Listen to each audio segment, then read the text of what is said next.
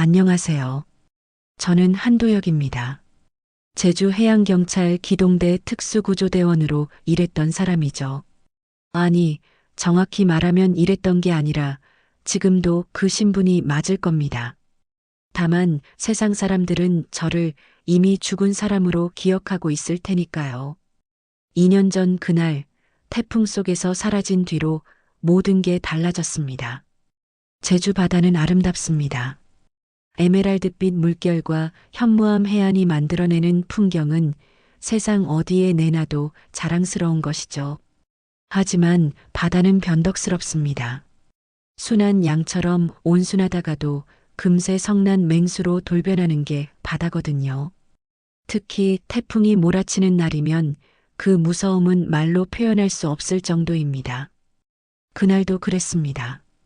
2년 전 9월 제17호 태풍 남마돌이 제주를 강타했죠. 순간 최대 풍속이 초속 50m를 넘나들었고 파고는 10m가 넘었습니다. 그런 상황에서 어선 한 척이 표류했다는 신고가 들어왔어요. 배에는 노부부 두 분이 타고 계셨습니다. 출동 명령이 떨어졌을 때 동료들의 얼굴이 굳어지는 게 보였습니다. 당연한 반응이었죠. 이런 날씨에 출동한다는 건 자신의 목숨도 장담할 수 없다는 뜻이니까요. 하지만 우리는 망설일 수 없었습니다. 바다에서 죽어가는 생명을 외면할 수는 없는 일이거든요. 구조정이 항구를 빠져나갈 때 아내 나영의 얼굴이 떠올랐습니다. 걱정스러운 눈빛으로 저를 배웅하던 그 표정이 마음에 걸렸죠. 쌍둥이 남매 서준이와 서아도 생각났습니다. 그때 애들 나이가 8살이었으니까요. 아빠 돌아오면 놀아달라고 조르던 그 아이들. 노부부를 발견했을 때 배는 이미 반쯤 침수된 상태였습니다. 파도에 휩쓸리기 일보 직전이었죠. 저는 동료와 함께 밧줄을 몸에 묶고 바다로 뛰어들었습니다. 거센 파도가 온몸을 때렸고 숨을 쉬는 것조차 힘겨웠어요. 그래도 포기할 수 없었습니다. 노부부를 구조정으로 옮기는데 성공했습니다. 안도의 한숨을 내쉬는 순간이었죠. 그런데 갑자기 예상치 못한 파도가 덮쳐왔습니다. 10m가 넘는 높이의 거대한 물벽이 눈앞을 가렸어요. 저는 그대로 바닷속으로 끌려 들어갔습니다. 그 후의 일은 기억나지 않습니다. 아니, 정확히는 그 후로 한참 동안의 일들이 완전히 사라져버렸죠. 제가 다음으로 눈을 뜬 건 일본의 어느 작은 병원이었습니다. 머리를 심하게 다쳤고 기억은 대부분 사라진 상태였어요. 제 이름도 가족도 제주도 전부 까맣게 잊어버렸습니다. 한국에서는 저를 사망 처리했습니다. 수색 끝에 시신을 찾지 못했고 그런 상황에서 살아남기는 불가능하다고 판단했던 거죠. 틀린 말은 아니었습니다. 기적처럼 일본 해안에 떠밀려 왔고 그곳 어부가 저를 발견해 병원으로 옮겼지만 이미 제 신원을 확인할 방법은 없었으니까요. 그렇게 2년이 흘렀습니다. 일본에서 임시 신분으로 생활하며 천천히 회복해 가던 중이었죠. 기억은 조금씩 돌아오고 있었지만 아직 완전하지는 않았습니다. 그저 어렴풋이 제주의 바다, 누군가의 웃음소리, 따뜻한 손길 같은 파편들만 머릿속을 떠돌았어요. 한편 제주에서는 제 부재가 만들어낸 공백이 커져가고 있었습니다. 아내 나영은 혼자가 됐습니다. 갑작스러운 남편의 죽음 앞에서 무너질 틈도 없었죠.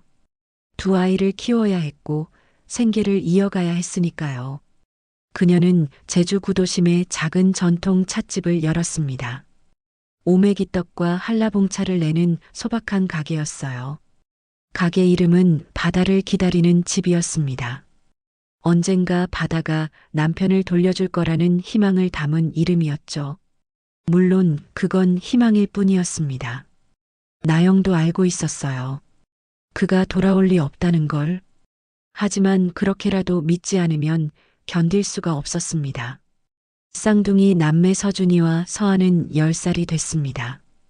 또래보다 조숙했고 엄마의 고생을 너무나 잘 알고 있었죠. 학교가 끝나면 찻집에 와서 설거지를 돕고 주말이면 손님들에게 차를 나르기도 했습니다. 웃으며 일하는 아이들의 모습을 보면 나영은 가슴이 먹먹해졌어요. 그런데 어느 날 밤 모든 게 다시 무너졌습니다.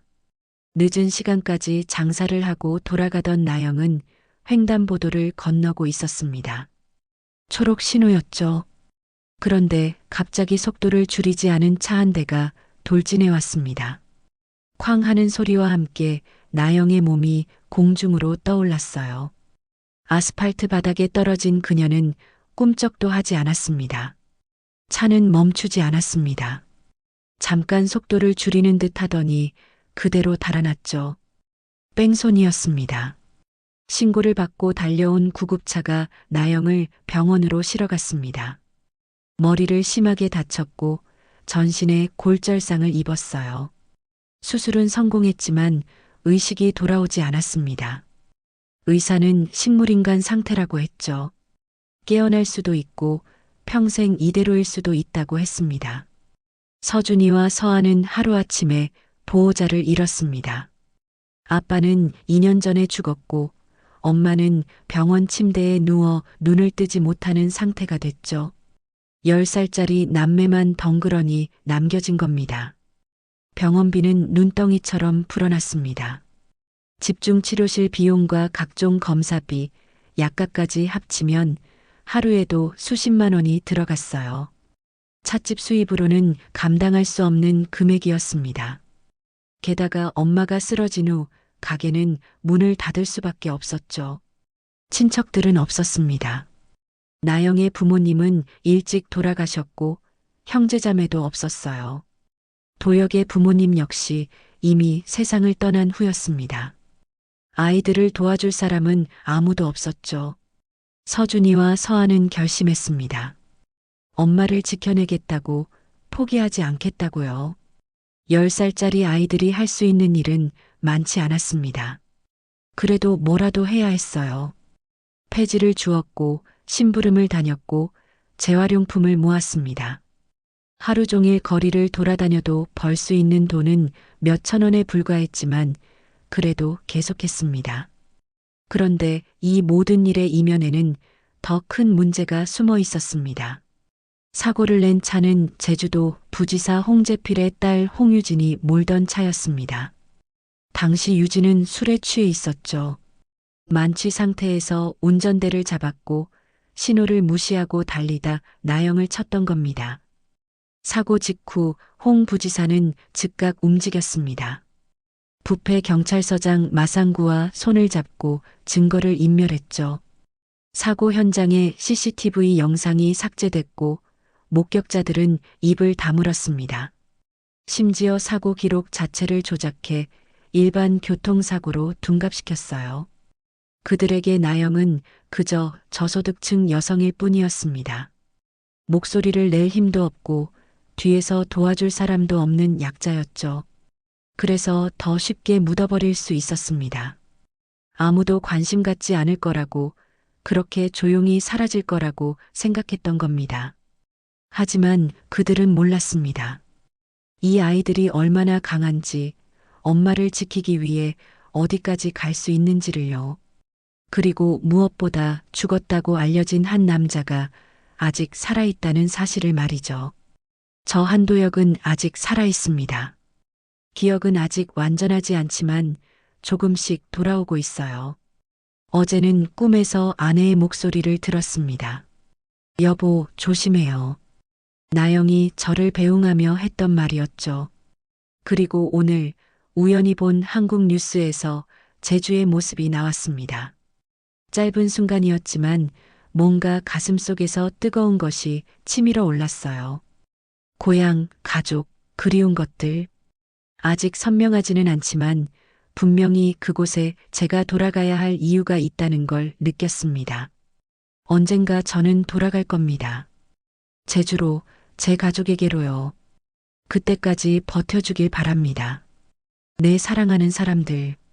병원은 차갑습니다. 하얀 벽과 소독약 냄새, 기계음만 가득한 그곳에서 서준이와 서아는 매일을 보냈어요. 엄마가 누워있는 중환자실 앞 복도가 이제는 집보다 익숙해졌습니다. 사고가 난 지 보름이 지났습니다. 나영은 여전히 눈을 뜨지 못했죠. 인공호흡기에 의지한 채 침대에 누워있을 뿐이었어요. 의사는 매일 같은 말만 반복했습니다. 지켜봐야 한다고, 기적이 일어날 수도 있다고요. 하지만 기적에도 돈이 필요했습니다. 그날 오후 원무과 직원이 복도로 나왔습니다. 중년 여성이었는데 표정이 굳어 있었어요. 서류 뭉치를 든 채 서준이에게 다가왔죠. 보호자분이신가요? 서준이는 고개를 끄덕였습니다. 10살짜리 아이가 보호자라는 게 말이 안 되는 상황이었지만 다른 선택지가 없었어요. 직원은 잠시 머뭇거리다 입을 열었습니다. 미수금이 지금 530만 원입니다. 중환자실 비용이 하루에 30만 원이 넘거든요. 이번 주 안으로 절반이라도 입금해 주셔야 하는데요. 서준이의 얼굴이 하얗게 질렸습니다. 500만 원이 넘는 돈이라니요. 그건 아이에게는 천문학적인 숫자였어요. 옆에서 듣고 있던 서아가 오빠의 손을 꽉 잡았습니다. 저희 지금 돈이 없는데요. 조금만 기다려 주시면 안 될까요? 서준이의 목소리가 떨렸습니다. 직원은 난처한 표정을 지었어요. 안타까워 보이긴 했지만 그게 전부였죠. 저희도 어쩔 수가 없어요. 병원도 운영을 해야 하니까요. 일주일 내로 입금이 안 되면 일반실로 옮겨드릴 수밖에 없습니다. 일반실로 가면 어떻게 되는데요? 서아가 불안한 목소리로 물었습니다. 직원은 대답하지 않았어요. 그저 미안하다는 표정만 지을 뿐이었죠. 아이들도 알고 있었습니다. 일반실로 가면 엄마가 제대로 된 치료를 받을 수 없다는 걸요. 직원이 돌아간 후 복도는 조용해졌습니다. 서준이와 서아는 말없이 앉아 있었어요. 무엇을 어떻게 해야 할지 막막했습니다. 그때 복지 상담실에서 누군가 나왔습니다. 사회복지사였어요. 40대쯤 돼 보이는 여성이었는데 아이들을 보더니 다가왔습니다. 너희가 한서준, 한서아구나. 내가 며칠 전부터 너희를 찾고 있었어. 복지사는 의자에 앉으며 부드럽게 말했습니다. 친절해 보였지만 아이들은 경계했어요. 어른들이 다가올 때마다 좋은 일은 없었거든요. 너희 상황에 대해 들었어. 참 안타깝구나. 그런데 지금 이렇게 병원에만 있으면 안 돼. 너희도 보호받아야 하는 나이잖니. 저희는 괜찮아요. 서준이가 재빨리 대답했습니다. 복지사는 고개를 저었어요. 괜찮을 리가 없지. 학교도 안 가고 밥도 제대로 못 먹고 있다며. 일단 너희부터 안전한 곳으로 가야 해. 아동보호시설이 있거든. 거기 가면 밥도 주고 학교도 보내주고 잘 돌봐줄 거야. 엄마는요? 서아가 물었습니다. 복지사는 잠시 말을 멈췄어요. 그러고는 조심스럽게 입을 열었죠. 엄마는 국가에서 지원하는 요양시설로 가시는 게 좋겠어. 거기서 계속 치료받으실 수 있을 거야. 너희가 여기 있어봤자 할 수 있는 게 없잖니.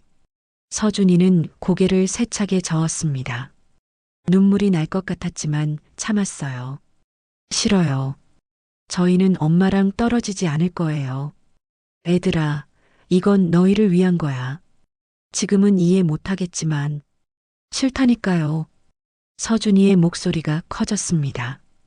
복도에 있던 사람들이 쳐다봤어요. 복지사는 난처한 표정으로 한숨을 쉬었습니다. 알았어. 오늘은 일단 돌아가. 하지만 곧 다시 연락할 거야. 이 상황이 계속될 순 없으니까. 복지사가 자리를 떠났습니다. 서준이와 서아는 그 자리에 멍하니 앉아 있었어요. 무서웠습니다. 어른들이 엄마를 데려갈 것 같았고 자신들을 떼어놓을 것 같았죠. 그날 밤 아이들은 결심했습니다. 도망치기로요. 새벽 4시 간호사들의 교대 시간이었습니다. 서준이와 서아는 조용히 중환자실 유리창 너머 엄마를 바라봤어요. 나영은 여전히 눈을 감고 있었습니다. 서아가 유리에 손을 갖다 댔죠. 엄마, 우리 곧 다시 올게요. 조금만 기다려요. 서준이가 동생의 손을 잡았습니다. 두 아이는 병원 비상계단을 통해 빠져나왔어요. 새벽 공기가 차가웠습니다. 제주의 10월은 벌써 쌀쌀했죠. 집으로 돌아가는 길은 멀었습니다. 버스비를 아껴야 했기에 걸어갔어요. 1시간을 걷자 익숙한 골목이 나타났습니다. 엄마가 운영하던 찻집이 보였죠. 바다를 기다리는 집이라는 간판에는 먼지가 쌓여 있었습니다. 문을 열자 퀴퀴한 냄새가 났어요. 2주 동안 아무도 들어오지 않았으니 당연했죠. 찻잔들은 그대로였고 선반에는 오메기떡 재료가 남아 있었습니다. 서준이는 냉장고를 열어봤습니다. 먹을 게 거의 없었어요. 우유 한 팩과 김치, 계란 몇 개가 전부였죠. 서아는 방으로 들어가 이불을 꺼냈습니다. 오랜만에 집에 온 것 같았어요. 오빠, 우리 어떡하지? 서아가 물었습니다. 서준이는 대답하지 못했어요. 자신도 모르겠었거든요. 하지만 동생 앞에서 약한 모습을 보일 순 없었습니다. 괜찮아. 우리가 돈 벌면 돼. 폐지 주우면 하루에 몇천 원은 벌 수 있잖아. 그걸로 500만 원을 언제 모아? 서아의 목소리가 떨렸습니다. 서준이도 알고 있었어요. 불가능하다는 걸요. 하지만 포기할 수는 없었습니다. 다음 날부터 아이들의 생활이 시작됐습니다. 새벽 5시에 일어나 골목골목을 돌며 폐지를 주었어요. 박스를 발견하면 접어서 손수레에 실었고 빈 병과 캔도 모았습니다. 손은 금세 까맣게 더러워졌죠. 오전 내내 돌아다녀도 손수레 하나를 채우기 힘들었습니다. 고물상에 가져가면 사장님이 무게를 달았어요. 오늘은 3,000원을 받았습니다. 어제는 2,500원이었죠. 애들아, 학교는 안 가니? 고물상 사장님이 물었습니다. 서준이는 웃으며 대답했어요. 방학이에요. 거짓말이었습니다. 학교는 일주일째 가지 않고 있었어요. 선생님한테 전화가 왔지만 받지 않았습니다. 학교에 가면 복지사가 찾아올 것 같았거든요. 점심은 편의점 삼각김밥으로 때웠습니다. 한 개씩만 사 먹었어요. 배가 고팠지만 돈을 아껴야 했으니까요. 오후에는 시장 근처를 돌았습니다. 가게 주인들이 심부름을 시키면 1,000원, 2,000원씩 받을 수 있었죠. 애들아, 이거 옆 가게에 좀 갖다 줘. 1,000원 줄게. 네. 서아가 대답하며 짐을 받아들었습니다. 무거웠지만 참았어요. 1,000원이라도 모아야 했으니까요. 해가 지면 집으로 돌아왔습니다. 몸은 피곤했지만 잠들 수가 없었어요. 오늘 번 돈을 세어봤습니다. 5,300원이었죠.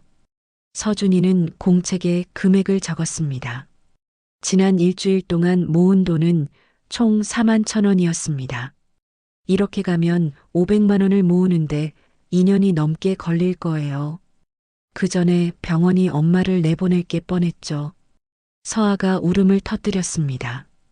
더 이상 참을 수가 없었던 거예요. 오빠, 우리 엄마 못 지키는 거 아니야? 이렇게 하면 안 되는 거 아니야? 서준이는 동생을 안아줬습니다. 자신도 울고 싶었지만 참았어요. 누군가는 강해야 했으니까요. 아니야. 우리 할 수 있어.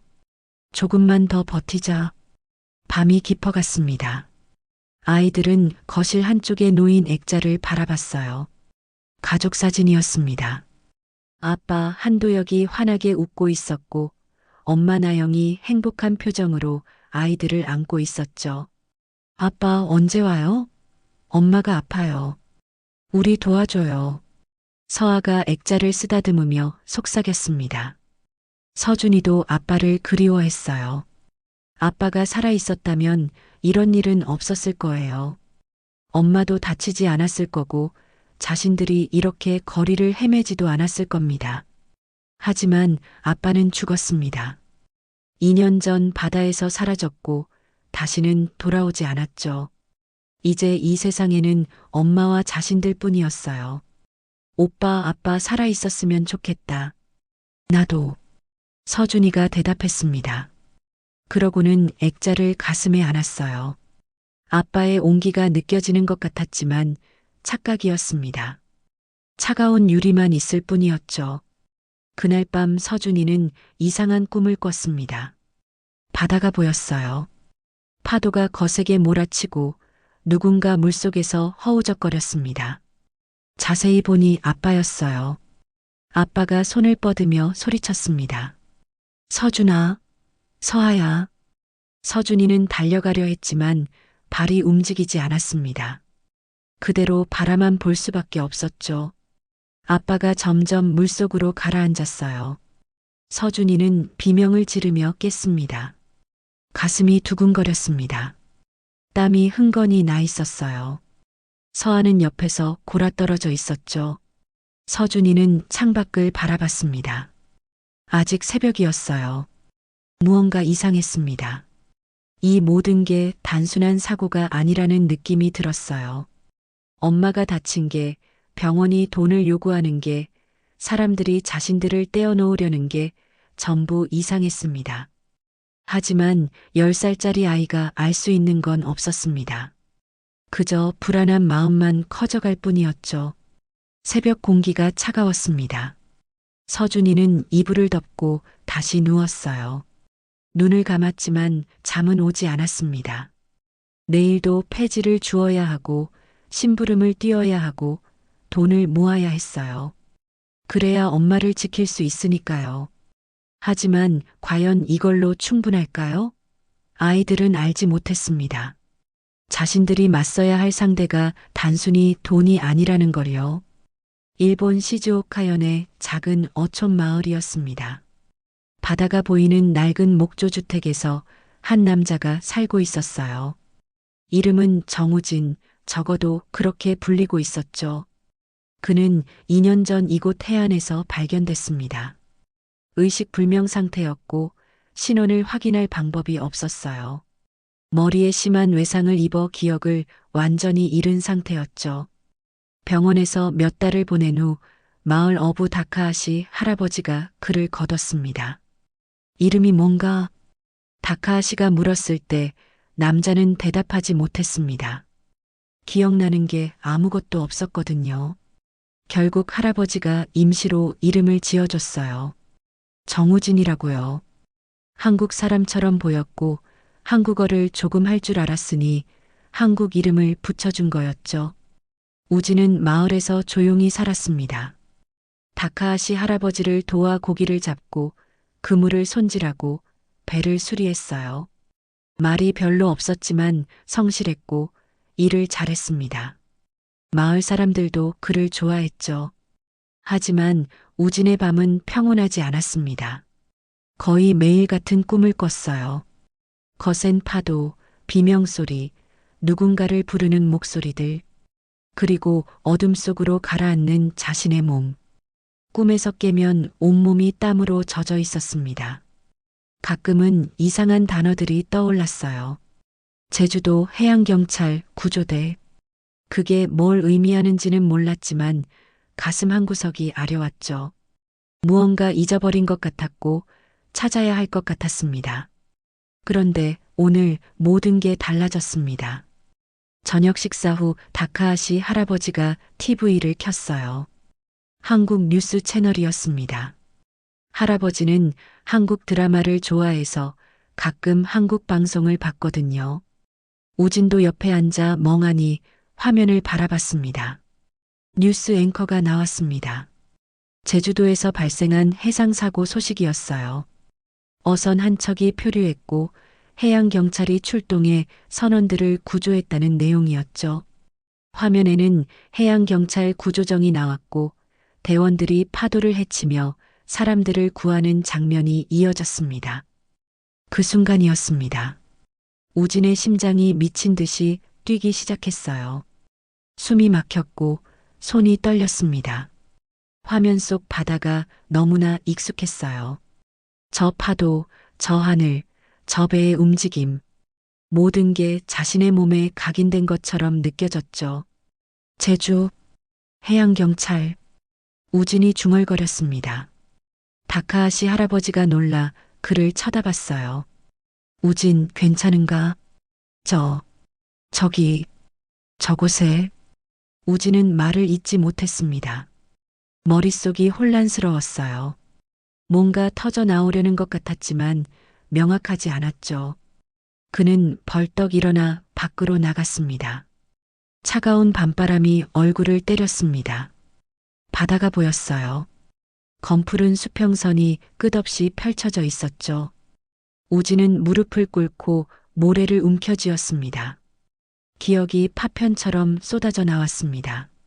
누군가의 얼굴들이 어렴풋이 떠올랐어요. 한 여자가 웃고 있었고 두 아이가 손을 흔들었습니다. 따뜻한 목소리가 들렸어요. 여보, 조심해요. 아빠, 빨리 와요. 누구죠? 이 사람들은 누구일까요? 우진은 머리를 감싸 쥐었습니다. 아팠어요. 뇌가 찢어지는 것 같았죠. 하지만 멈출 수가 없었습니다. 뭔가 중요한 걸 기억해야만 했으니까요. 그날 밤 우진은 잠들지 못했습니다. 계속 바다를 바라봤어요. 그리고 결심했죠. 제주도에 가야 한다고, 저곳에 자신의 답이 있을 거라고요. 다음 날 아침 우진은 다카하시 할아버지를 찾아갔습니다. 할아버지는 그물을 손질하고 있었어요. 할아버지, 저 한국에 가야 할 것 같아요. 다카하시가 손을 멈췄습니다. 잠시 침묵이 흘렀죠. 할아버지는 알고 있었던 것 같았어요. 언젠가 이런 날이 올 거라는 걸요. 기억이 돌아왔나? 아직 전부는 아니에요. 하지만 뭔가 있어요. 제주도에 제가 있어야 할 이유가 있는 것 같아요. 다카하시는 고개를 끄덕였습니다. 그러고는 방으로 들어가 봉투 하나를 가져왔어요. 안에는 돈이 들어 있었습니다. 2년 동안 자네가 일한 돈이네. 조금씩 모아뒀지. 이걸로 배삭이랑 당분간 쓸 돈은 될 거야. 할아버지, 가게. 자네 가족이 기다리고 있을지도 모르니까. 우진은 허리를 깊이 숙였습니다. 이 사람이 없었다면 자신은 살아남지 못했을 거예요. 다카하시 할아버지는 우진의 어깨를 두드렸습니다. 찾았으면 연락이라도 하게나. 이 늙은이 걱정할 테니. 네, 꼭 그럴게요. 사흘 후 우진은 시모노세키항에서 부산행 배에 올랐습니다. 여권이 없어 밀항선을 타야 했죠. 위험했지만 선택의 여지가 없었습니다. 배는 밤새 바다를 건넜고 새벽녘 부산 앞바다에 도착했어요.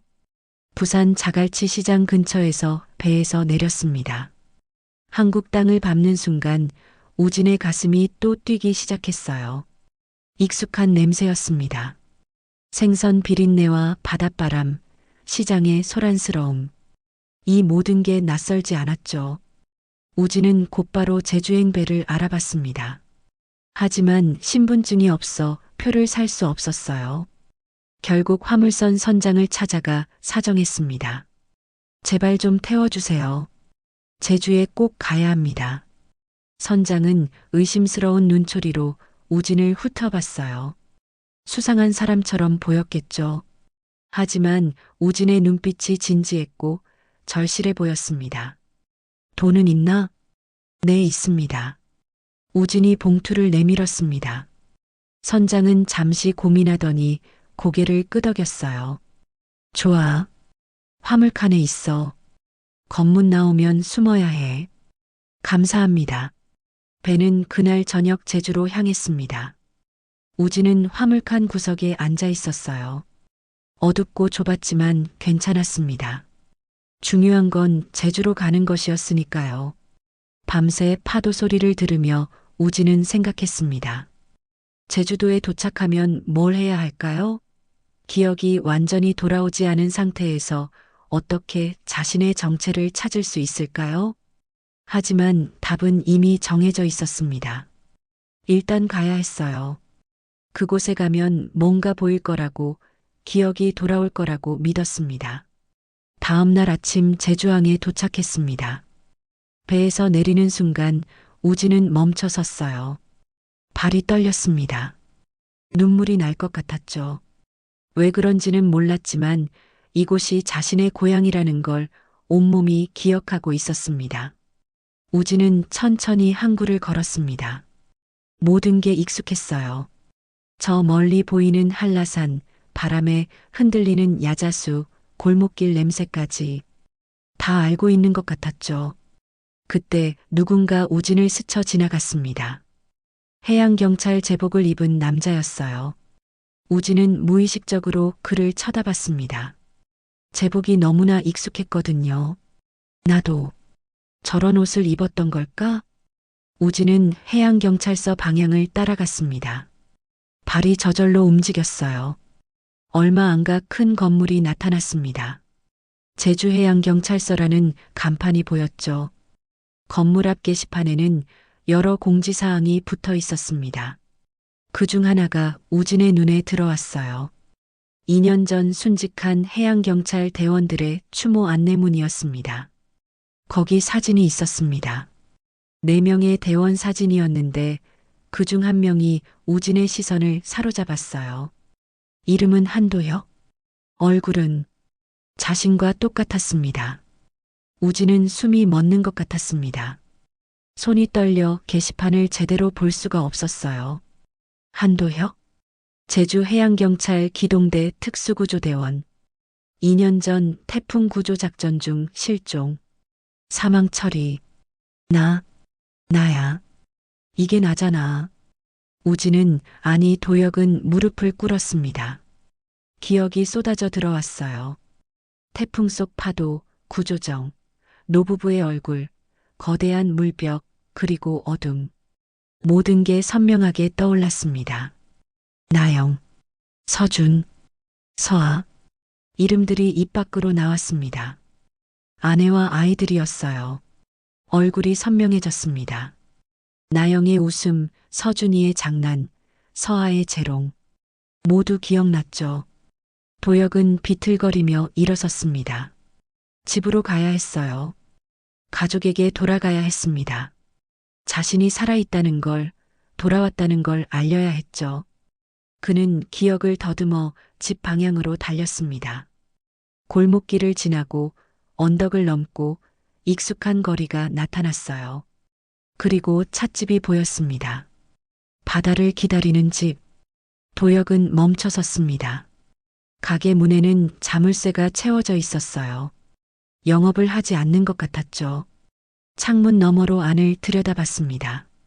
먼지가 쌓여 있었고 아무도 없었어요. 나영아, 서준아, 서아야. 도혁은 문을 두드렸습니다. 하지만 아무 대답이 없었어요. 이상했습니다. 왜 가게가 닫혀 있는 걸까요? 가족들은 어디 있는 걸까요? 불안감이 밀려왔습니다. 뭔가 잘못됐다는 느낌이 들었어요. 도혁은 주변을 둘러봤습니다. 옆집 아주머니가 빨래를 널고 있었죠. 저기요, 여기 사는 권나영 씨 어디 갔는지 아세요? 아주머니가 놀라 도혁을 쳐다봤습니다. 그러고는 얼굴이 하얗게 질렸어요.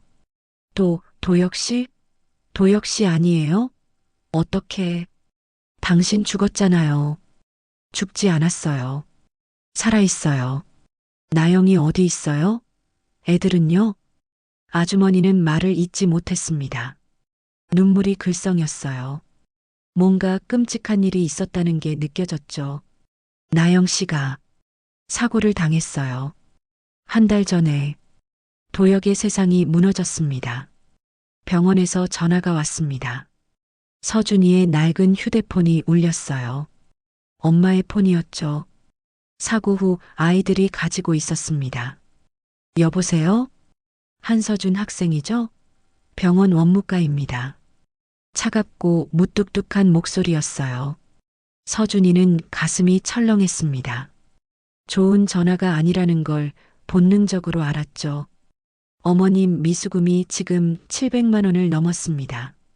더 이상 중환자실에서 치료를 계속할 수 없어요. 내일까지 최소 300만 원을 입금하시든지 아니면 전원 동의서에 사인하셔야 합니다. 조금만 더 기다려주시면 안 될까요? 서준이의 목소리가 떨렸습니다. 전화기 너머로 한숨소리가 들렸어요. 학생, 우리도 어쩔 수가 없어요. 병원도 운영해야 하거든요. 내일 오후 2시까지 병원으로 오세요. 안 오시면 어머님을 일반실로 옮길 수밖에 없습니다.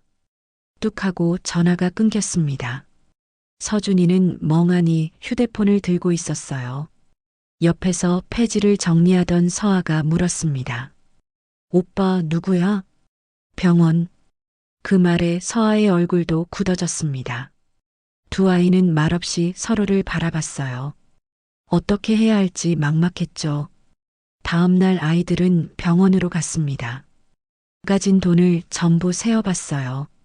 10만 원이 조금 넘었습니다. 300만 원가는 하늘과 땅 차이였죠. 원무가 앞에는 벌써 몇 명이 줄을 서 있었습니다. 서준이와 서아는 맨 뒤에 섰어요. 차례가 오기까지 1시간을 기다렸습니다. 한서준 학생 보호자? 직원이 불렀습니다. 서준이가 앞으로 나갔어요. 직원은 서류를 내밀었습니다. 여기 전원 동의서예요. 사인하시면 어머님을 요양병원으로 옮겨드립니다. 거기서도 치료는 계속 받으실 수 있어요. 그럼 엄마 깨어날 수 있어요? 서아가 물었습니다.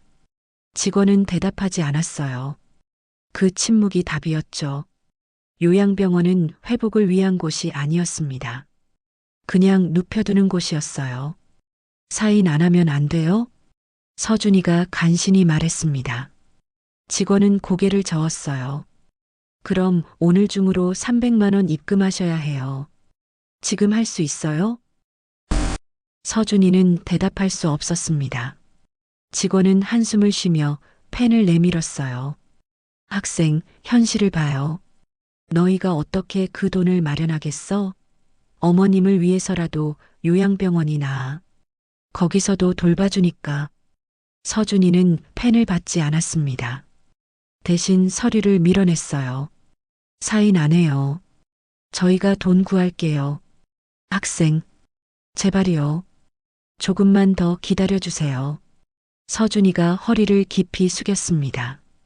서아도 따라서 고개를 숙였어요. 직원은 난처한 표정으로 두 아이를 바라봤습니다. 알았어요. 그럼 사흘만 더 드릴게요. 하지만 그때까지도 안 되면 어쩔 수 없어요. 알죠? 네, 감사합니다. 아이들은 병원을 나왔습니다. 사흘. 겨우 사흘이었어요. 그 안에 300만 원을 구해야 했습니다. 불가능에 가까운 일이었죠. 서준이는 결심했습니다. 도움을 청하러 가기로요.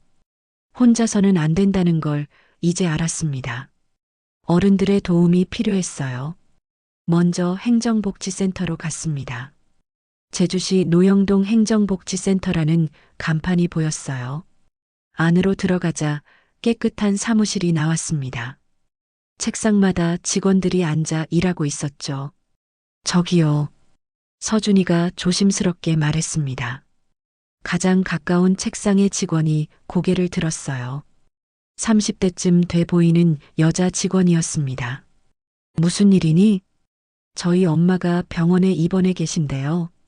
돈이 없어서 쫓겨날 것 같아요. 도와주실 수 있을까요? 직원은 잠시 아이들을 훑어봤습니다. 더러운 옷과 상처난 손, 지친 얼굴. 한눈에 봐도 힘든 상황이라는 게 보였죠. 보호자는 어디 계시니? 아빠는 돌아가셨고 엄마는 지금 의식이 없어요. 친척은? 없어요. 직원은 한숨을 쉬었습니다. 그러고는 서류를 꺼냈어요. 일단 긴급 복지 지원 신청을 해봐야겠다. 하지만 시간이 걸려. 심사하고 승인 나고 하면 최소 2주는 걸릴 거야. 2주요? 그럼 너무 늦어요. 저희 사흘밖에 없거든요. 서아가 다급하게 말했습니다. 직원은 고개를 저었어요. 그건 우리도 어쩔 수 없어. 절차가 있는 거니까. 그리고 병원비 전액을 지원해 주는 것도 아니야. 일부만 가능해. 그럼 어떡해요? 엄마가 쫓겨나면. 서준이의 눈에 눈물이 고였습니다. 직원은 안쓰러운 표정을 지었지만 할 수 있는 게 없었어요. 미안하구나. 일단 신청서는 작성해 둘게.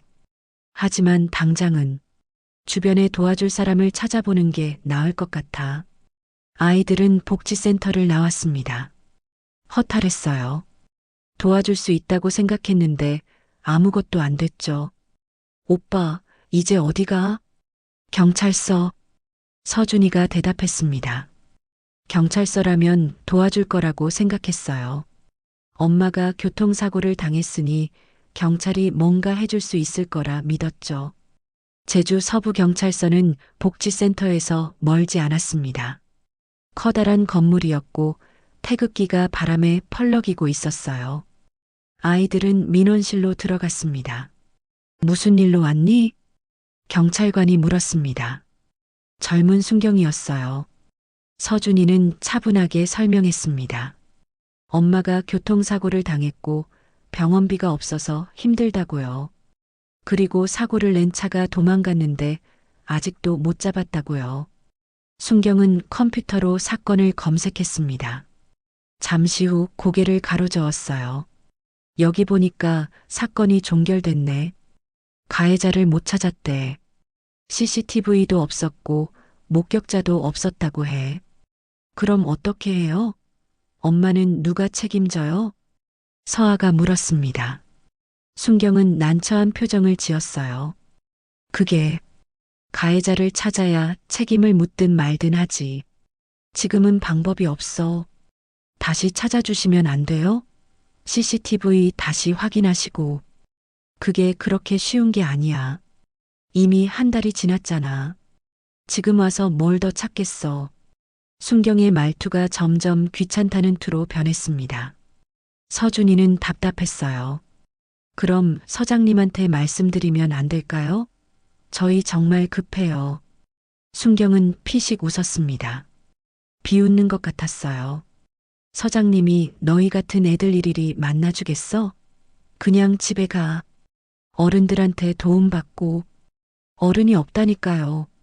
서준이가 소리쳤습니다. 민원실에 있던 사람들이 쳐다봤어요. 순경의 얼굴이 굳어졌습니다. 야, 여기서 소리 지르면 안 돼. 조용히 못해? 저희 도와주세요. 제발이요. 서아가 울먹이며 말했습니다. 하지만 순경은 손을 내저었어요. 됐어. 우리도 바빠. 갈 데 없으면 복지센터나 가봐. 거기 갔다 왔어요. 아무도 안 도와줘요. 서준이의 목소리가 더 커졌습니다. 그때 안쪽에서 누군가 나왔어요. 50대쯤 돼 보이는 남자였습니다. 제복에 계급장이 많이 달려 있었죠. 경찰서장 마상구였습니다. 무슨 소란이야? 마상구가 짜증 섞인 목소리로 물었습니다. 순경이 황급히 설명했어요. 서장은 아이들을 훑어봤습니다. 눈빛이 차갑고 무관심했어요. 저기요, 서장님이세요? 저희 엄마 교통사고 건 좀 다시 조사해 주세요. 범인을 꼭 찾아야 해요. 서준이가 다가가며 말했습니다. 마상구는 비웃듯이 웃었어요. 너희 엄마 사건?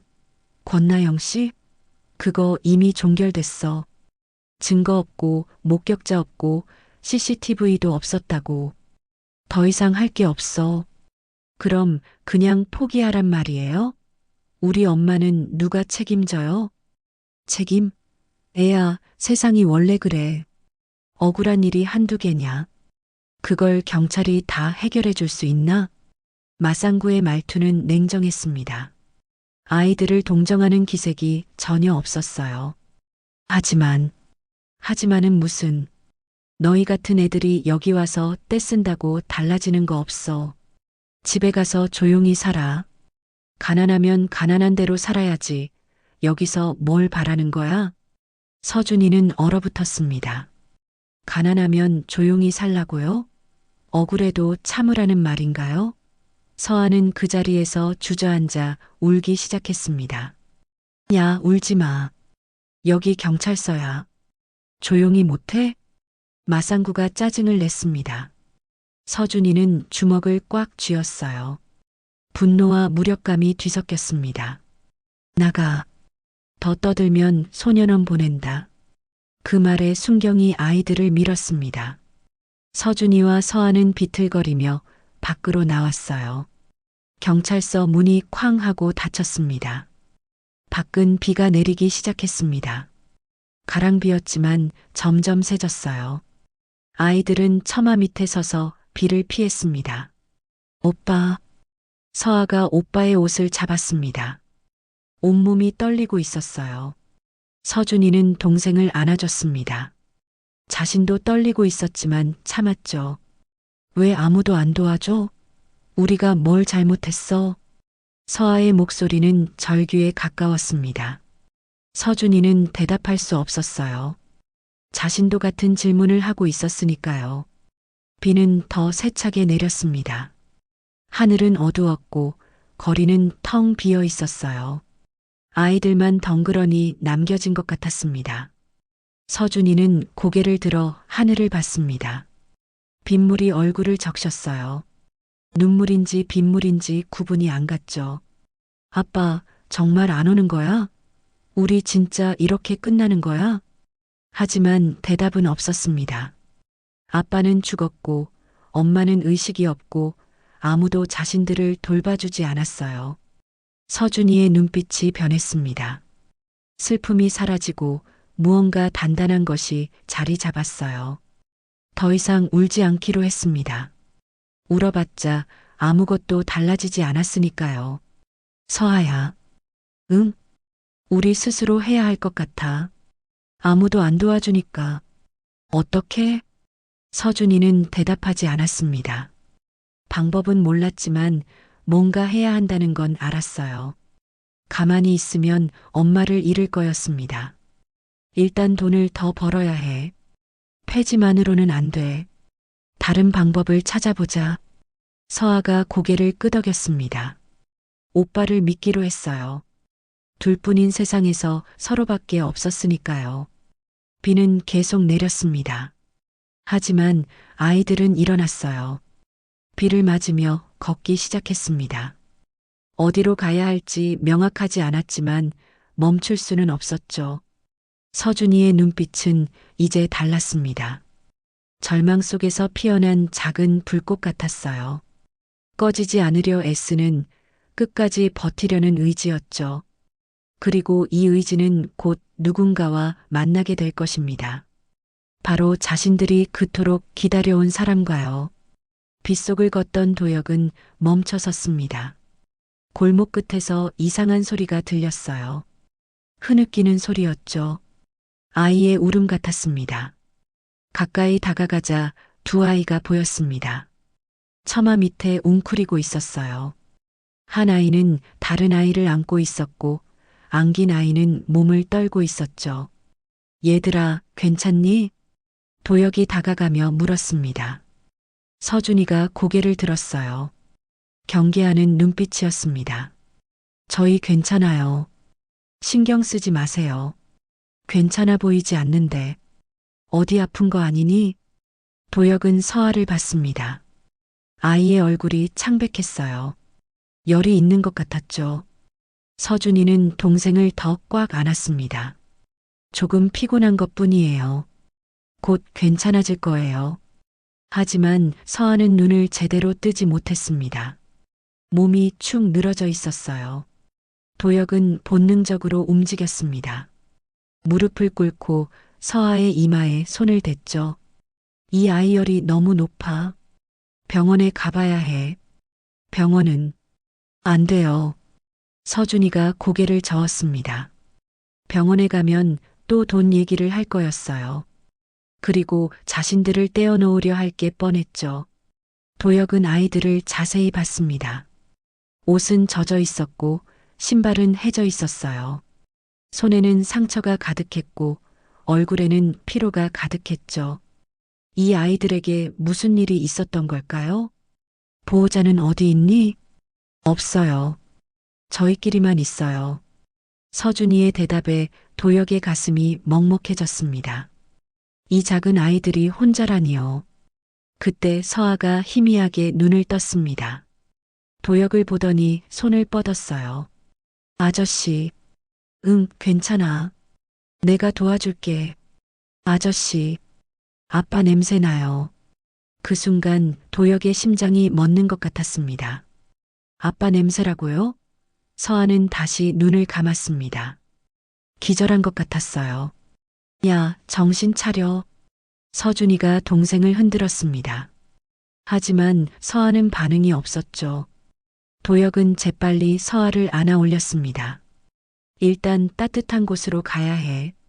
너희 집이 어디니? 서준이는 주저했습니다. 하지만 동생이 위험하다는 걸 알았어요. 결국 고개를 끄덕였죠. 저 앞 찻집이에요. 도혁은 아이를 안고 서준이를 따라갔습니다. 얼마 안 가 낡은 가게가 나타났어요. 바다를 기다리는 집이라는 간판이 희미하게 보였습니다. 도혁은 그 간판을 보는 순간 숨이 막혔습니다. 익숙했어요. 이 간판, 이 가게, 이 문까지 전부 알고 있었죠. 서준이가 문을 열었습니다. 안으로 들어가자 퀴퀴한 냄새가 났어요. 도혁은 서아를 소파에 눕혔습니다. 서준이는 담요를 가져와 동생을 덮어줬죠. 물이랑 수건 좀 가져올래? 네. 서준이가 안으로 뛰어갔습니다. 도혁은 서아의 이마를 짚어봤어요. 열이 많이 올랐습니다. 해열제가 필요했죠. 주위를 둘러봤습니다. 찻잔들이 정리되지 않은 채 있었고 테이블에는 먼지가 쌓여 있었어요. 오랫동안 사람이 살지 않은 것 같았습니다. 그런데 벽에 걸린 액자가 눈에 들어왔습니다. 가족 사진이었어요. 도혁은 천천히 다가갔습니다. 사진 속에는 4명이 있었습니다. 남자와 여자, 그리고 어린 쌍둥이. 남자는 자신이었습니다. 도혁의 손이 떨렸어요. 이게 나야. 사진 속 자신은 환하게 웃고 있었습니다. 한 손으로는 여자를 안고 다른 손으로는 아이들을 안고 있었어요. 행복해 보였죠. 아빠. 도혁의 입에서 말이 새어나왔습니다. 기억이 쏟아져 들어왔어요. 첫 돌상 앞에 앉아 있는 쌍둥이들. 남자아이가 청진기를 잡았고 여자아이는 마이크를 잡았죠. 나영이 웃으며 말했습니다. 여보, 서준이는 의사 되려나 봐요. 서아는 가수 하겠네. 두 사람이 함께 웃었습니다. 따뜻한 봄날이었어요. 바닷가에서 아이들과 뛰어노는 장면. 서준이가 손을 잡아달라고 졸랐고 서아가 등에 엎여 깔깔거렸죠.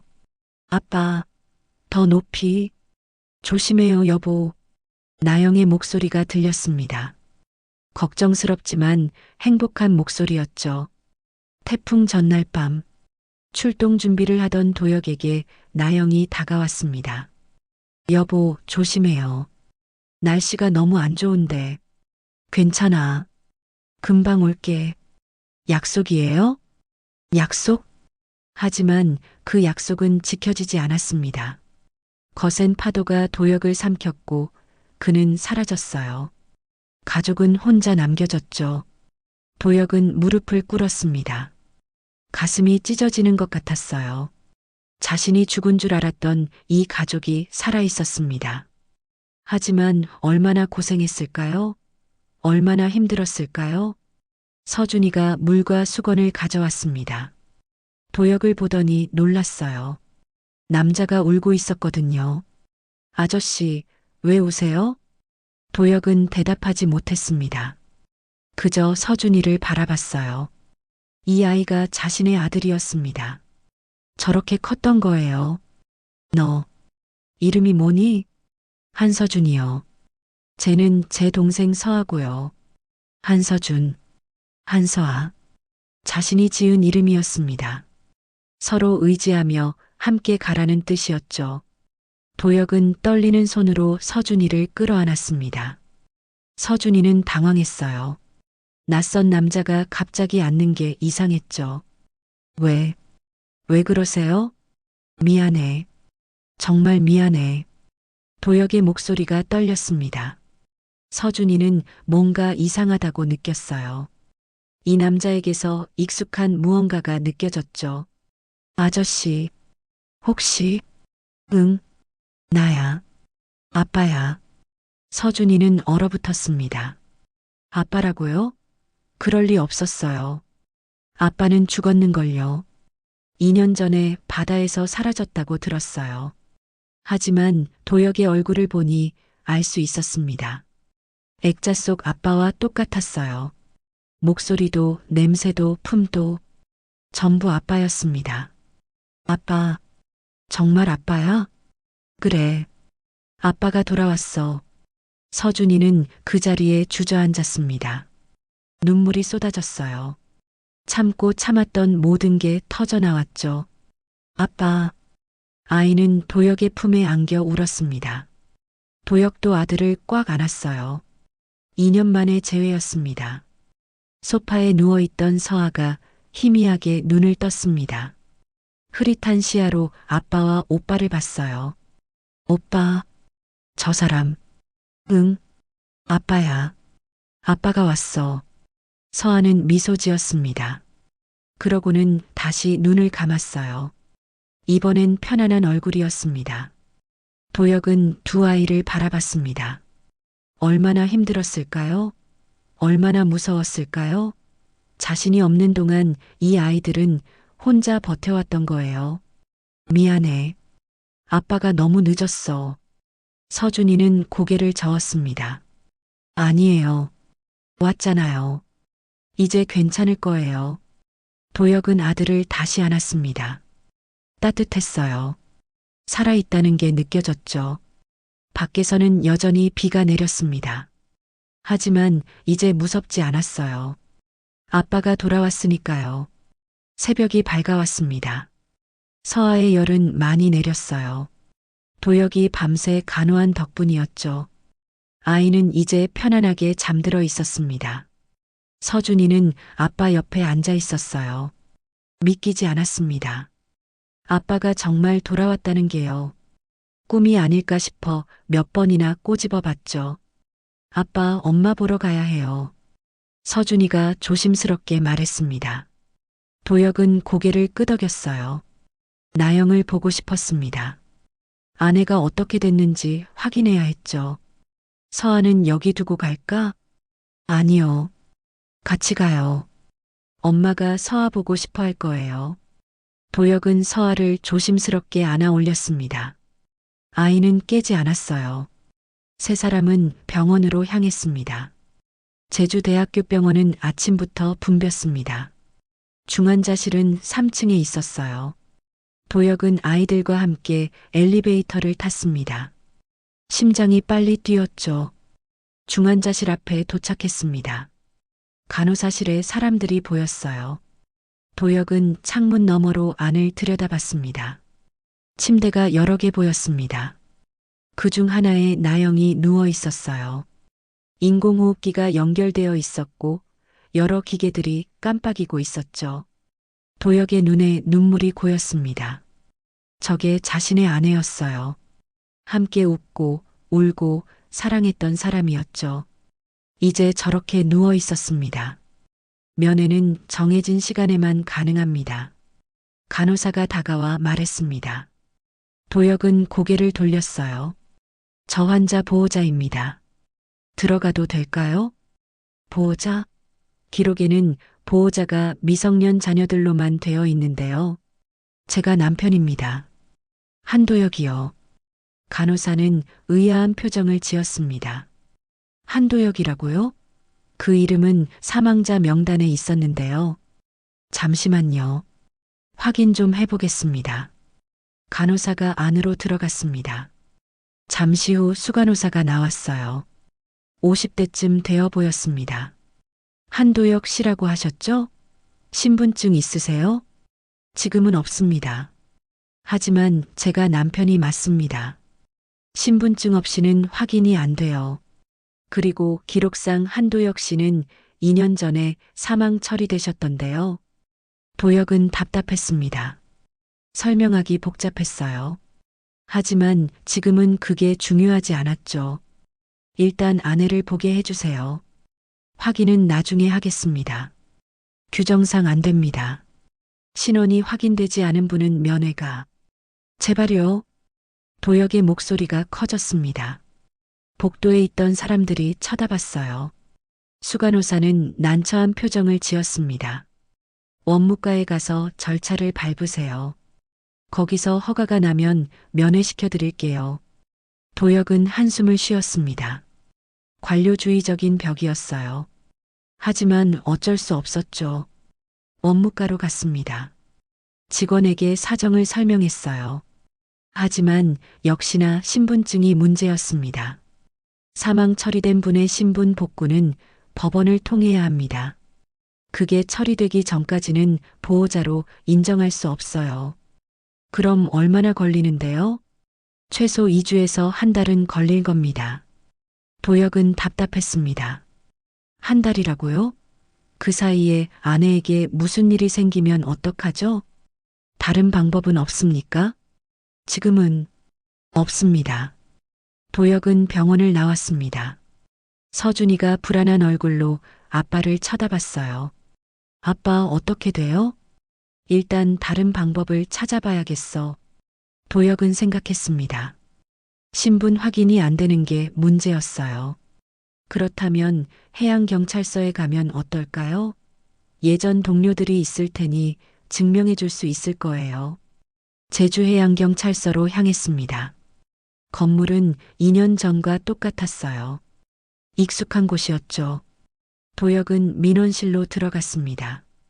저기요, 기동대 특수구조팀 찾아왔는데요. 어떤 용건이신가요? 저, 한도혁입니다. 예전에 여기서 일했던 사람이에요. 접수 담당자는 놀란 표정을 지었습니다. 한도혁이라고요? 그 이름은 순직자 명단에 있었는데요. 잠시만요. 담당자가 전화를 걸었습니다. 얼마 후 한 남자가 나왔어요. 40대 중반쯤 되어 보였습니다. 도혁은 그를 알아봤죠. 강경희님, 강민수였습니다. 도혁의 예전 동료였어요. 강민수는 도혁을 보더니 얼어붙었습니다. 도혁이? 네, 저예요. 살아 돌아왔습니다. 강민수는 믿을 수 없다는 표정으로 다가왔습니다. 도혁의 어깨를 잡았어요. 이게 어떻게 된 거야? 너 죽은 줄 알았는데. 긴 얘기예요. 일단 제 신분을 증명해 주셔야 해요. 아내가 병원에 있는데 면회를 못하고 있어요. 강민수는 고개를 끄덕였습니다. 사무실로 안내했어요. 다른 동료들도 모여들었습니다. 모두 놀란 표정이었죠. 도혁이 맞아? 진짜야? 그래, 나야. 감격의 재회였습니다. 하지만 오래 이야기할 시간은 없었어요. 도혁은 상황을 설명했습니다. 나영의 사고, 아이들의 고생, 그리고 자신의 귀환까지요. 그런데 이상한 게 있어요. 나영이 교통사고를 당했는데 가해자를 못 찾았다고 하더라고요. CCTV도 없었다고요. 강민수는 고개를 갸웃했습니다. 그게 말이 돼? 요즘 제주도에 CCTV가 얼마나 많은데. 저도 이상했어요. 사건 번호 알아? 서준이가 종이를 꺼냈습니다. 경찰서에서 받았던 사건 접수 번호였어요. 강민수는 컴퓨터로 검색했습니다. 응?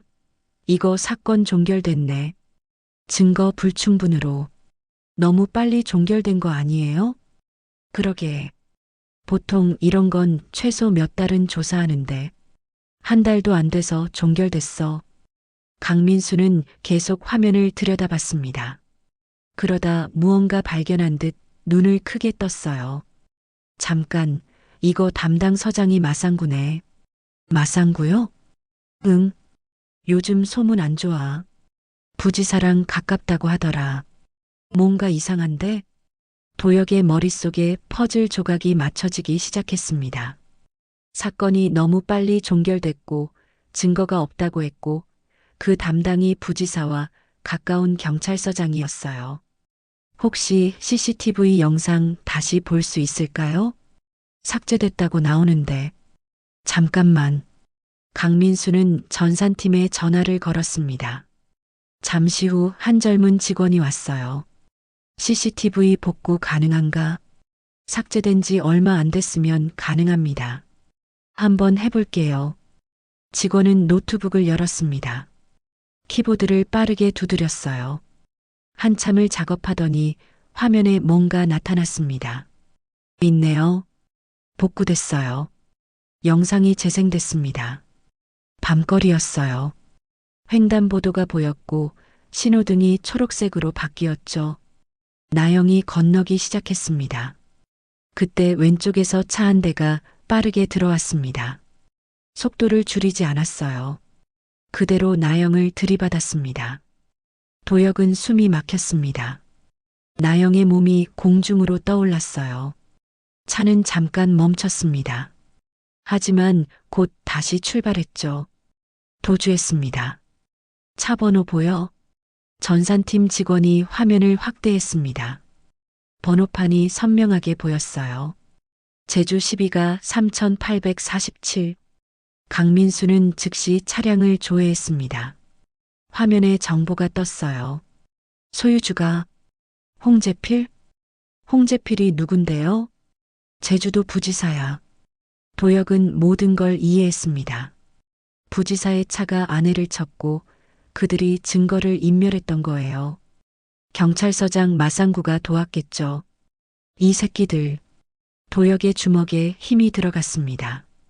분노가 치밀어 올랐어요. 하지만 참아야 했습니다. 지금은 증거를 확보하는 게 먼저였죠. 이 영상 저장할 수 있어요? 네, USB에 담아드릴게요. 영상이 저장됐습니다. 도혁은 USB를 받아들었어요. 이게 무기였습니다. 진실을 밝힐 열쇠였죠. 도혁아, 조심해. 상대가 부지사야. 함부로 움직이면 위험할 수 있어. 강민수가 걱정스럽게 말했습니다. 도혁은 고개를 끄덕였어요. 알아요.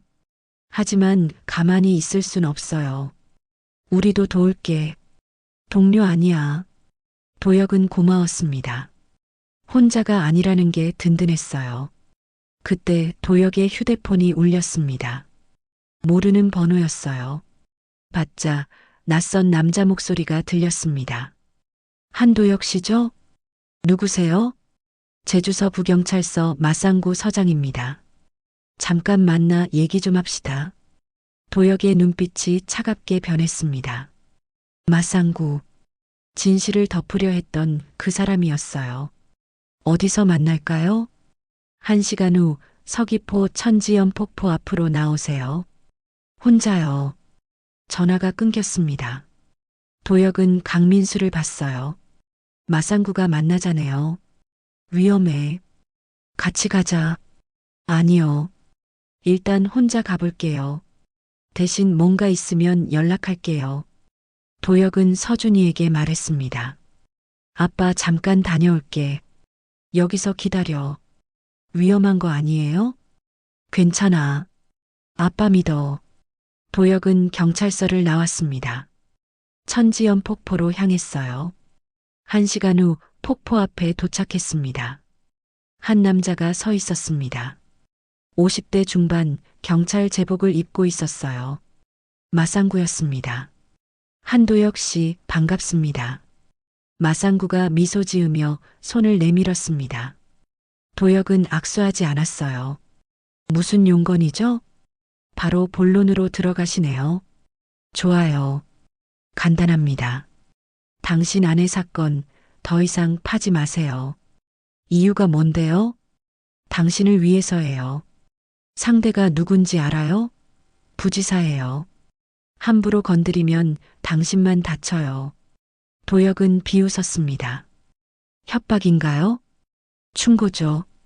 당신 아내는 이미 식물인간이에요. 깨어나지도 못할 거예요. 그냥 조용히 사세요. 그럼 병원비 정도는 지원해 드릴 수도 있어요. 도혁의 주먹이 떨렸습니다. 참기 힘들었어요.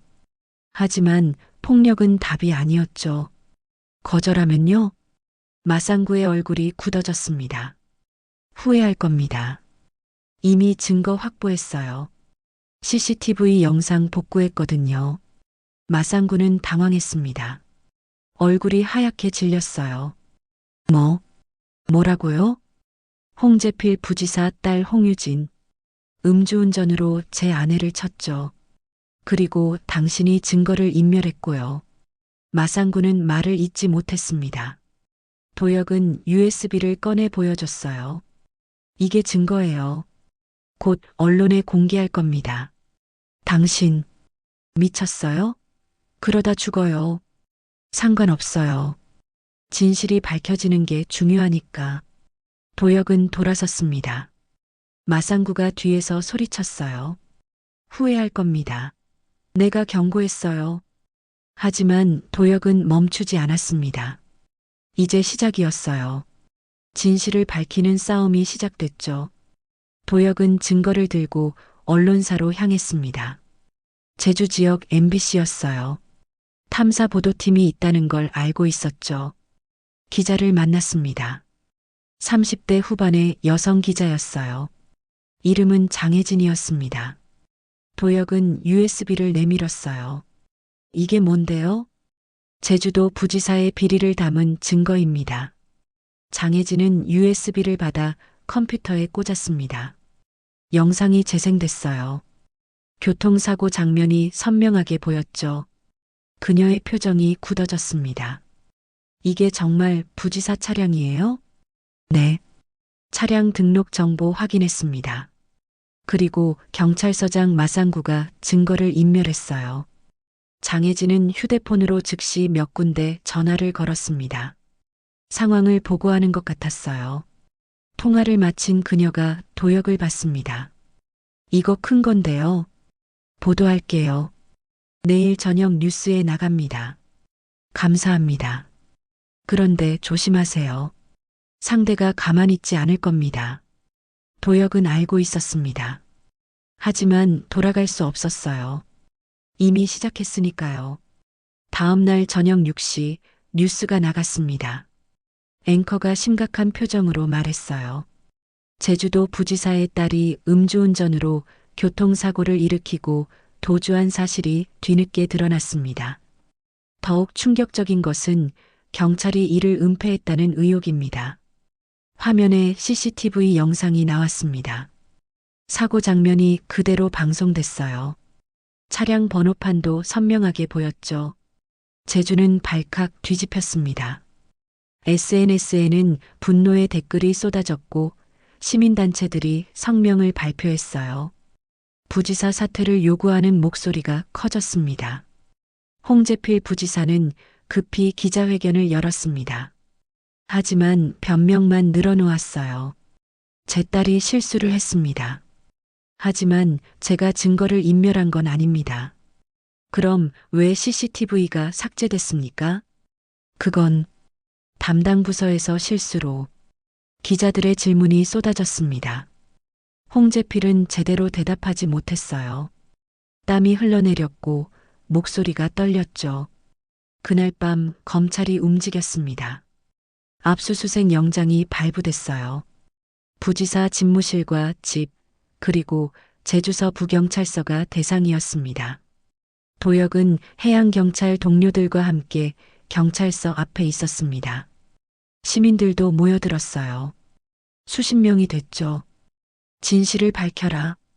부패 경찰 물러가라. 구호가 울려 퍼졌습니다. 경찰서 안은 혼란스러웠어요. 검찰 수사관들이 들어가 서류를 뒤지고 컴퓨터를 압수했습니다. 마상구 서장은 창백한 얼굴로 서 있었습니다. 그의 사무실에서 증거가 나왔어요. 홍재필과 주고받은 문자 메시지, 통화 기록, 금전거래 내역까지요. 마상구 씨 증거인멸 및 직권남용 혐의로 체포합니다. 수사관이 수갑을 채웠습니다. 마상구는 저항하지 않았어요. 그저 고개를 떨구고 있을 뿐이었죠. 경찰서를 나오는 마상구를 시민들이 야유했습니다. 부끄러운 줄 알아라. 경찰이 범죄자를 도와? 창피하지도 않냐? 마상구는 차에 태워져 떠났습니다. 도혁은 그 모습을 지켜봤어요. 복잡한 심정이었습니다. 분노도 있었지만 씁쓸하기도 했죠. 며칠 후 홍재필도 체포됐습니다. 증거인멸, 직권남용, 뇌물수수 혐의였어요. 딸 홍유진도 음주운전 치사상 혐의로 구속됐습니다. 뉴스는 연일 이 사건을 다뤘습니다. 제주도의 부패가 얼마나 깊은지 드러났어요. 도지사가 사과했고 경찰청장도 유감을 표명했습니다. 하지만 도혁에게 중요한 건 따로 있었습니다. 아내였어요. 병원 측은 태도를 180도 바꿨습니다. 원무과장이 직접 도혁을 찾아왔어요. 한도혁 씨, 정말 죄송합니다. 저희가 상황을 제대로 파악하지 못했습니다. 이제 와서 사과가 무슨 소용입니까? 부인을 VIP 병실로 옮기겠습니다. 최고의 의료진이 치료할 겁니다. 비용은 걱정하지 마세요. 도혁은 비웃고 싶었습니다. 돈이 생기니까 태도가 바뀌는 거였어요. 하지만 나영을 위해서는 좋은 일이었죠. 나영은 VIP 병실로 옮겨졌습니다. 넓고 깨끗한 병실이었어요. 큰 창문으로 제주 바다가 보였습니다. 의사는 새로운 치료 계획을 세웠습니다. 최신 약물을 투여하고 물리치료를 강화했어요. 뇌자극 치료도 시작했죠.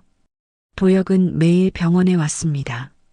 아이들과 함께 나영 옆에 앉아 있었어요. 손을 잡고 이야기를 들려줬습니다. 여보, 나 돌아왔어. 많이 늦었지? 미안해. 나영은 대답하지 않았습니다.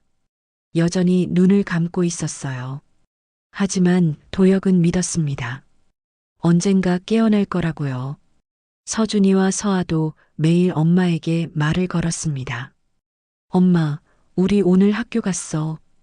친구들이 엄마 보고 싶대. 엄마, 아빠가 돌아왔어. 이제 우리 다시 가족이야. 아이들의 목소리는 간절했습니다. 엄마가 눈을 뜨길 바라는 마음이 가득했죠. 일주일이 지났습니다. 변화는 없었어요. 의사는 기다려야 한다고 했습니다. 뇌 손상이 심해 회복이 더딜 수 있다고요. 하지만 열흘째 되는 날 밤이었습니다. 도혁이 나영의 손을 잡고 있을 때였어요. 손가락이 미세하게 움직였습니다. 도혁은 눈을 크게 떴습니다. 착각인가 싶었죠. 하지만 다시 움직였어요. 분명히 움직였습니다. 여보, 여보 들려? 도혁이 다급하게 말했습니다. 간호사를 불렀어요. 의사가 달려왔습니다. 손가락이 움직였어요. 의사는 나영을 살폈습니다. 눈꺼풀이 떨렸어요. 천천히 눈이 떠졌습니다.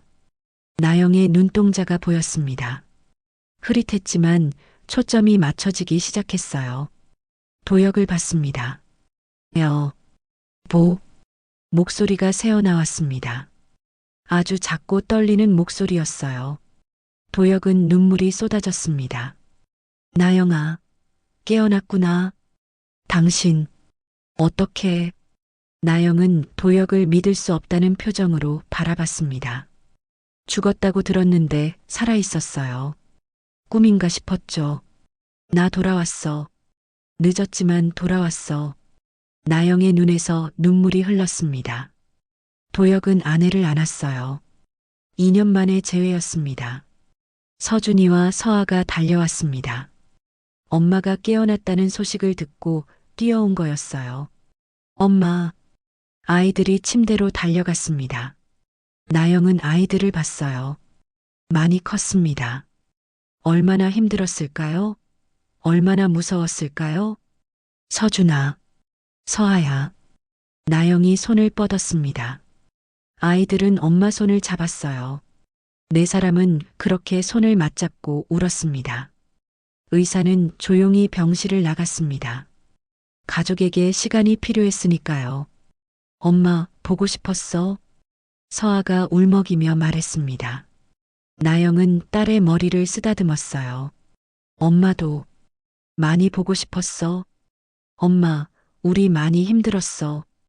근데 오빠가 지켜줬어. 나영은 서준이를 봤습니다. 아들은 어느새 의젓해져 있었어요. 고생이 많았을 거예요. 고생했구나, 우리 아들. 서준이는 대답하지 못했습니다.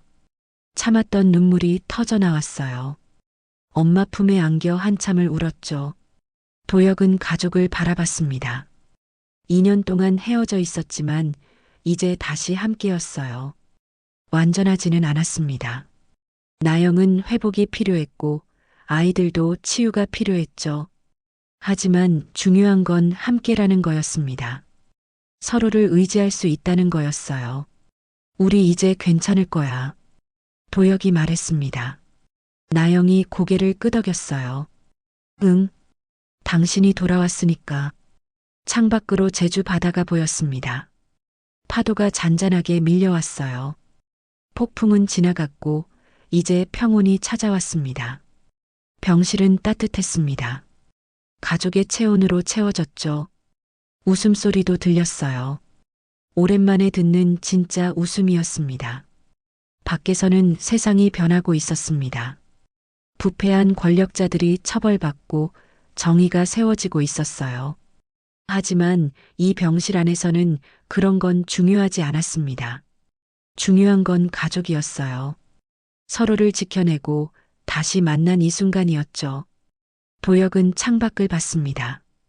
바다 너머로 해가 지고 있었어요. 붉은 노을이 아름다웠습니다. 새로운 시작이었습니다. 힘든 시간을 견뎌낸 후의 시작이었죠. 완벽하지는 않을 거예요. 앞으로도 어려움이 있을 겁니다. 하지만 이제는 혼자가 아니었습니다. 함께였어요. 가족이 있었고, 동료가 있었고, 정의가 있었습니다. 도혁은 아내의 손을 꽉 잡았습니다. 나영이 미소 지었어요. 아이들도 웃고 있었죠.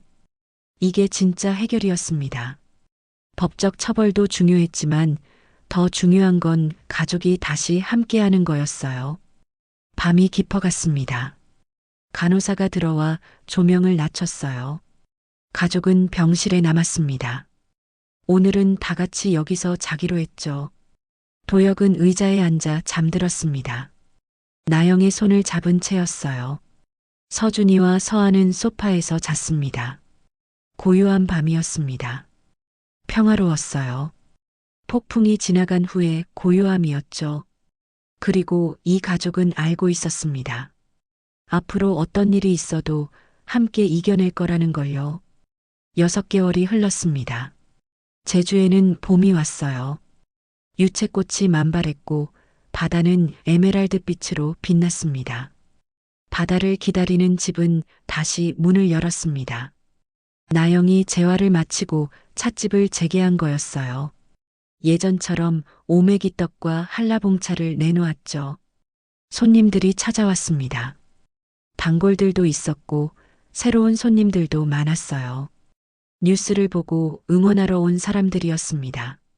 사장님, 정말 대단하세요. 그 고생 끝에 다시 가게를 여시다니. 고맙습니다. 많은 분들이 도와주셔서 가능했어요. 나영의 얼굴에는 미소가 있었습니다. 예전처럼 밝지는 않았지만 평온해 보였어요. 힘든 시간을 견뎌낸 사람의 표정이었죠. 서준이와 서아는 학교에 돌아갔습니다. 결석이 많아 따라잡기 힘들었지만 열심히 했어요. 친구들도 도와줬습니다. 서준아, 이거 모르는 거 있으면 물어봐. 고마워. 서준이는 더 이상 혼자가 아니었습니다. 주변에 사람들이 있었고 도움을 받을 수 있었어요. 세상이 전부 냉정하지만은 않다는 걸 알게 됐죠. 서아는 웃음을 되찾았습니다. 학교에서 노래를 불렀고 친구들과 뛰어놀았어요. 10살 아이답게 살 수 있게 됐습니다. 도혁은 해양경찰에서 복귀 제안을 받았습니다. 상부에서 직접 연락이 왔어요. 한도혁 대원, 다시 돌아오지 않겠습니까? 당신 같은 인재가 필요합니다. 하지만 도혁은 거절했습니다. 감사하지만 지금은 가족이 우선입니다. 2년 동안 비워뒀던 자리를 채워야 해요. 아쉽습니다. 하지만 이해합니다.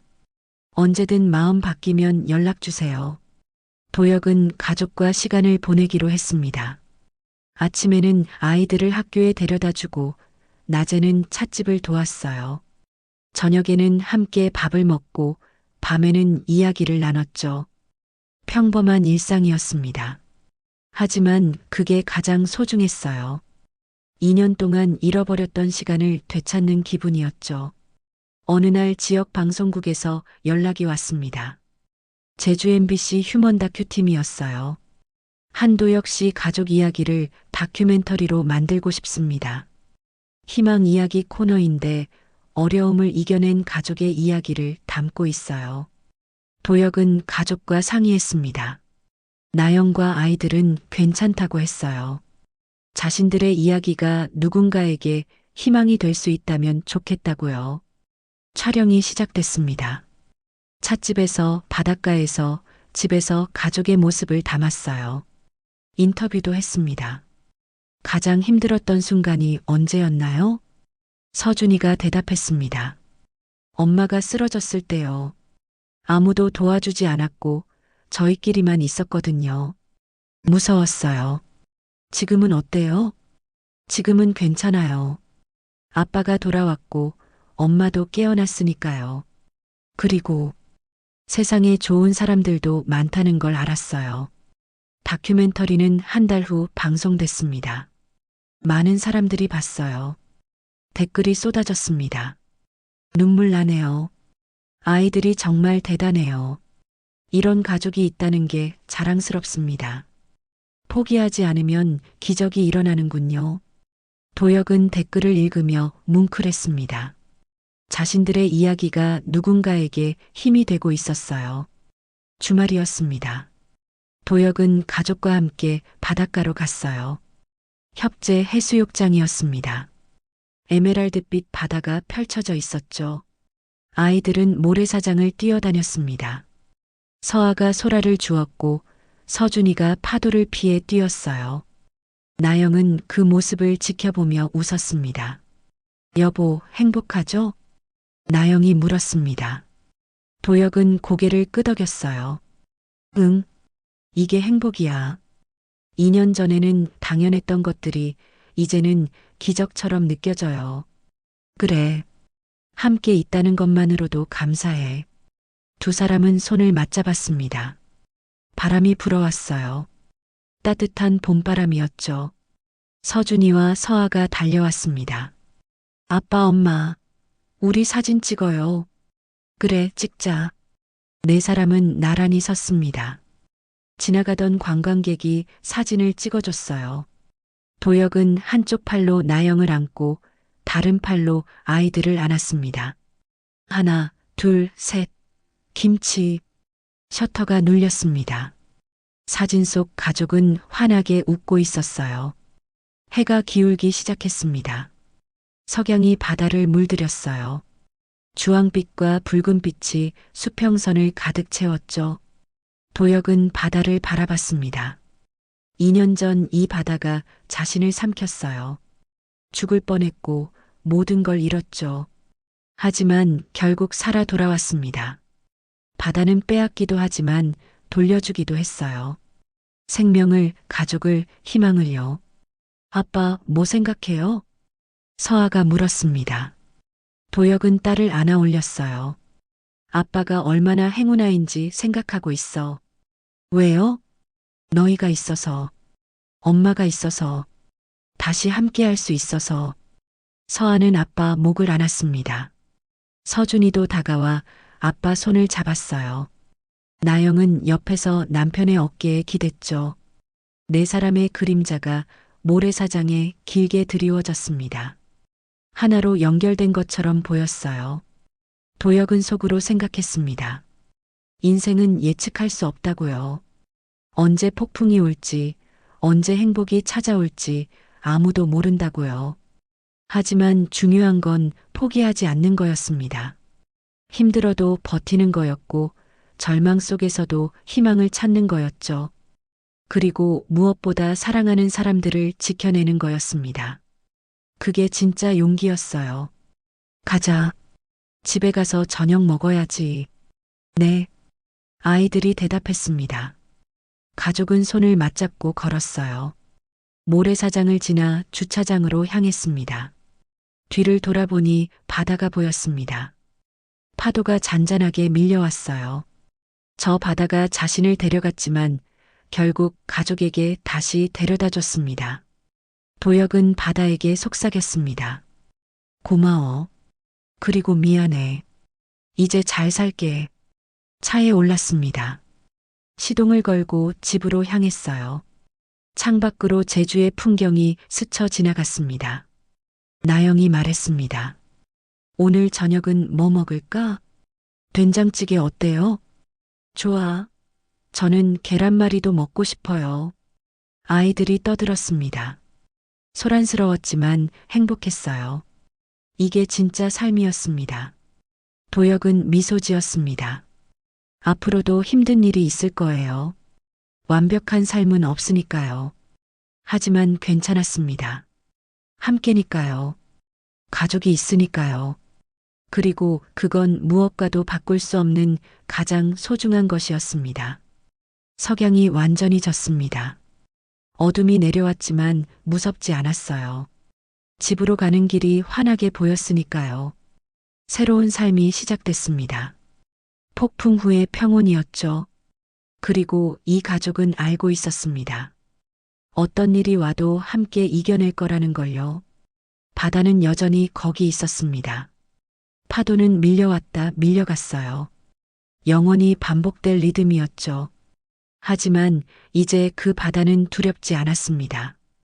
오히려 고마웠어요. 모든 걸 빼앗았지만 결국 모든 걸 돌려준 바다에게요. 여러분, 힘든 순간에도 포기하지 마세요. 세상은 때로 냉정하지만 결국 진실과 사랑은 이깁니다.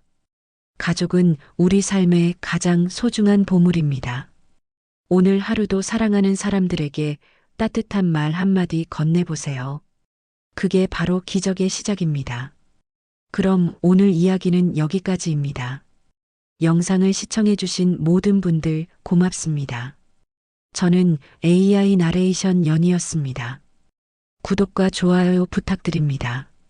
감사합니다.